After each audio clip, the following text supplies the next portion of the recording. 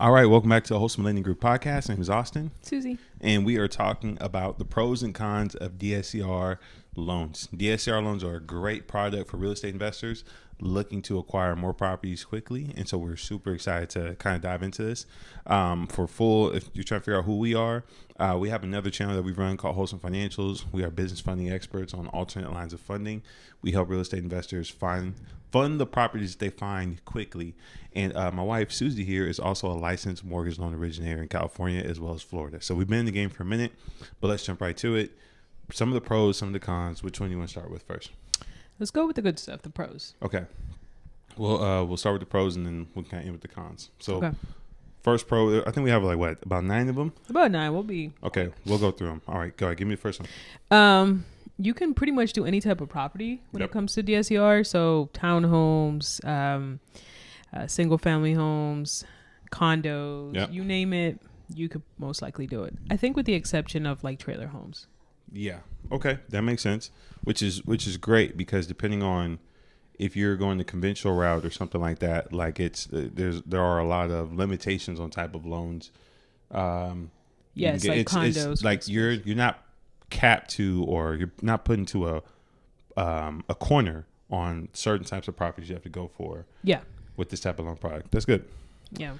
The second one I would add is less documentation overall. So normally with traditional mortgages and conventional mortgages, the underwriting process is extremely tedious, right? They need a lot more documentation, a lot more approvals. Yeah. You just need less documentation overall. Now you still do need certain types of documentation, right? Yeah. What are some things that like investors can look at? They're still going to want to see some sort of LLC paperwork because normally you're going to close this under your LLC. So you're going to have to show proof of, your EIN letter, your articles of incorporation for the LLC. You're also going to have to show reserves. So whether you have it in like a bank statement format or a 401k, you have to show some sort of money, but you don't necessarily have to show like income, right? Like W-2s, taxes, none of that. Strenuous stuff that normally you'd have to show in a conventional loan. Yes, that makes perfect sense. Yeah, so that's good to be aware of. And if you're an investor looking to this type of product, we walk investors through this process consistently, start to finish, on how to handle it. Also, this little sleeping baby is our son Hezekiah. He's our youngest, and we strategically filmed this during nap time for this reason. The next pro for DSCR loans would be you can use them for short-term rentals and long-term rentals. And so historically, a lot of investors use them for long-term rentals, right? They use them for properties where you're going to have a long-term tenant in there. They do pretty well, more stable. But you can use them if you're a savvy Airbnb investor. You can use them for things like Airbnb. We were just talking about that before we went live on air, right? Yeah. So Airbnb, it's a go ahead with the DSCR loans. Some lenders, right? Some might not do it, but for the most part, they will. And so basically, they'll just, in a perfect world, if every day you were booked on your Airbnb, what would that monthly income be? And so that's what they'd kind of use as far as like that rental income for the Airbnb. Yeah. And to keep in mind, well, we'll go through some of the other pros, but there's a reason why this type of loan product is advantageous to Airbnb investors. And we'll talk about that later as we continue in this video. Go ahead. What's the next one we got? Another really cool feature is that there's unlimited number of financing you can get with DSCR. So, a lot of lenders will allow you to do hundreds, 200. So if you have 100 properties, you can go ahead and do a DSCR loan if the numbers make sense, as opposed to a convention. I think you're capped at like 10. So the possibilities are endless with DSCR. Honestly, if the numbers make sense and you got the money for the down payment, it's a go. Yeah, which is huge. And so that's one thing I was going to bring up that I was waiting for us to get to. If you are an Airbnb investor, short-term rentals, right, the half of the battle of real estate is getting in. The next battle is like scaling effectively and efficiently. And if everything's on your name or tied to you, then it makes it hard. But with DSCRs, it's under your LLC. So it makes it a lot easier and removes the liability from yourself, which makes real estate one of the best vehicles for wealth generation. Yeah, absolutely. 100%. Let's see. Also, when it comes to another pro when it comes to DSCR loans is lower reserve requirements, right? And so you need fewer months of reserves compared to conventional mortgages, right? Depending on the property you're going for, they might only ask, or the lender that you're working with, they might only ask for 3 months 2 reserves, to 3 months 2 or is 3, usually pretty common. and it might not need to sit in that account for 90 days or something like that. Versus with the conventional side, you need 6 months. it needs to be sitting there for 6 months. They need to be extremely confident. So that's the part that's a huge pro for DSCRs. Yeah. Lower reserve entry level of entry. Yeah, buried entry. Yep. Tongue twister there. Another cool feature is that you can extend these loans for like 40 years. Yeah, most people don't know that. So making it super easy as far as like comfortable monthly payments, right? Like if you decide like, hey, I want to keep this low and keep as much, net income coming in, then extend it 40 years. Yeah. You know what I mean? So extend that bad boy for 40 years and then get that comfortable monthly payment and cash flow even more. Now, if you don't plan on keeping the rental for 40 years, that kind of goes into some of the cons of DSCRs, which we'll talk about essentially. But this is just what's possible with DSCR loans. And this is some of the things that makes it attractive to investors. Also, another thing that's great, I kind of talked about it before, is Susy will talk about it in a second, but because this is primarily based on the rental capacity, the cash flow capacity of the property, you do not need your own personal income to be verified in order to qualify for this loan.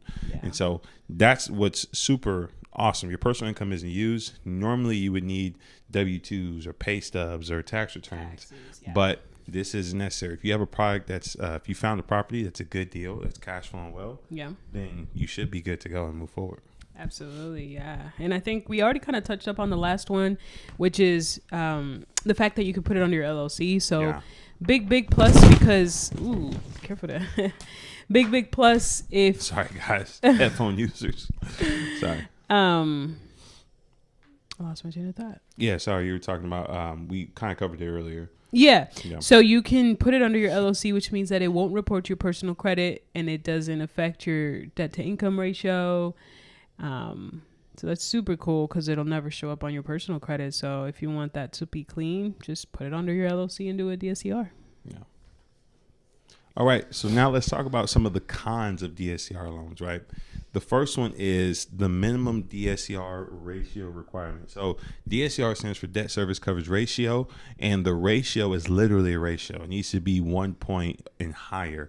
And so how you kind of calculate that, which means the property must generate enough rental income to cover the mortgage payment over the mortgage payment. And if the income of the property covers the mortgage payment and some, the more that it covers, the higher that ratio goes. Yeah. Normally the minimum amount is you have to have 1.0. We'll see if I can find a formula for this and put it on the screen so you're aware of it. We've actually, I think, done videos on this, or we're going to do a video on this to calculate DSCR ratios. I think we might have done it already, but that's the thing. Every property doesn't qualify. It needs to be property that is positively cash flowing, that has a good DSCR ratio. The problem I've seen with investors is they'll go out, they'll grab properties, and they're ready to switch it over into a DSCR loan, and it doesn't qualify. So you need to do your numbers and make sure it qualifies. Absolutely, yeah. You spot that. There are some lenders that will allow you to do anything below 1, but the interest rates are much higher. And honestly, it's just way riskier. Yeah, way riskier. Yeah, I would refrain from doing that because that just shows you like this might not cash flow. You're going to be stuck with something that you might not want. It's going to be a headache for you. 100%. You know? 100%. Another con is the origination fees might be slightly higher than just like a regular conventional loan. Very true. Just, keep that in mind. There are obviously a lot more pros in the sense that you don't need to show income, but because of that, the banks want to... There's a trade-off. Ask for a little bit more of those origination fees. Yeah. There's a trade-off 100%. My guy is sleeping good. Yeah, there's a trade-off 100%. And with that, on top of the origination fees, is also interest rates, right?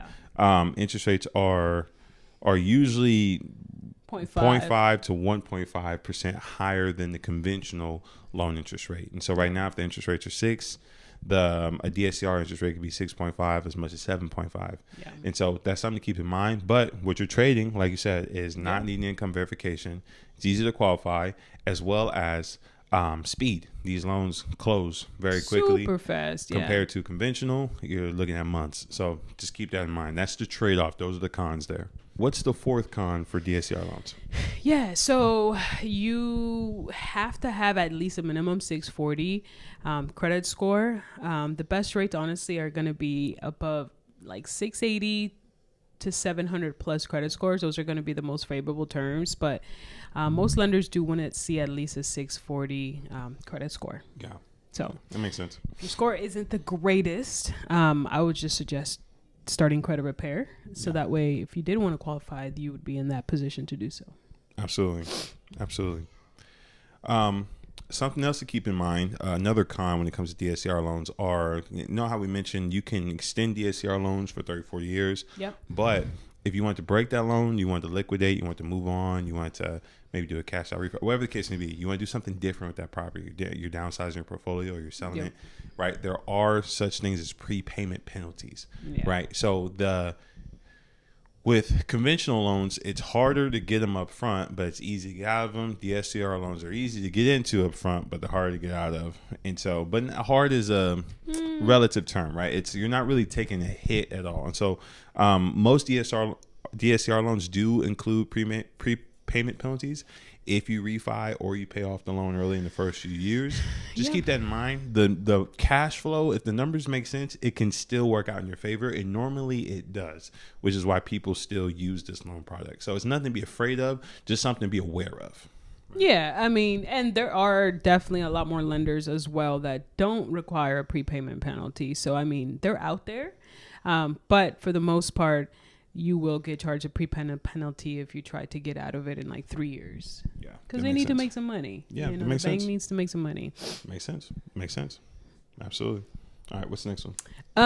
I think this one it's pretty self-explanatory, but cash flow. Honestly, like if the property does not cash flow, the deal is not going to go through. Yeah. And by cash flow, I think you touched upon it a little bit, where whatever you receive as far as your rental payment has to be greater than your mortgage payment. So for easy math, right? Like if your mortgage payment is $500, but then you're cash flowing $1,000, the numbers make sense. Yeah. 100%. If it's the reverse, obviously it doesn't make sense because you're losing money at that point. Yeah. And that's where you get into this concept, like the 1.0 ratio in DSCR is very similar to the 1% rule in real estate, which you want, and I'm not going to dive into it, but you can look it up. It's the gold standard of rental income. If you're doing 1%, if your rental is doing 1%, it's fantastic. So that's to your point, yes, it's got a cash flow.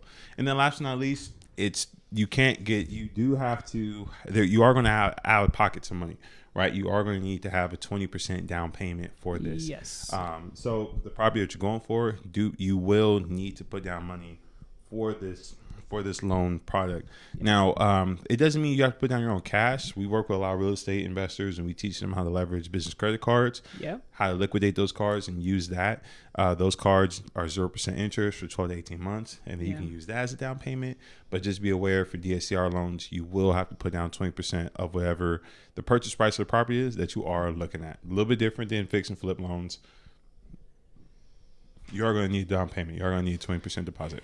20% is pretty standard across the industry as far as DSCR loans. You might get away with like 15%, but that's like super, super well-off investor, 5+6 properties under their belt, and extremely good credit score above like 750 or something. So yeah, absolutely. For the most part, it's 20%, like you said. Yeah. So those are the pros and cons. I think we had 9 pros and 7 cons. Those are pros and cons of DSCR loans. If you've been considering this real estate product or using it for investing, it's great if your property makes sense. If you need help and you're trying to understand whether or not your property qualifies for DSCR loans, you can submit your deal to us or shoot us an email, and we'd love to hop on the phone with you and walk you through, connect you to our trusted lenders, and help you understand what it looks like. Even if the deal is not completely in hand, maybe you haven't even signed the papers, you're just looking, we can help you understand if your deal makes sense. And so feel free to reach out to us. You'll find our information in the links in the description below. Yeah. And we look forward to seeing you in the next one. Yeah. Take care. Peace.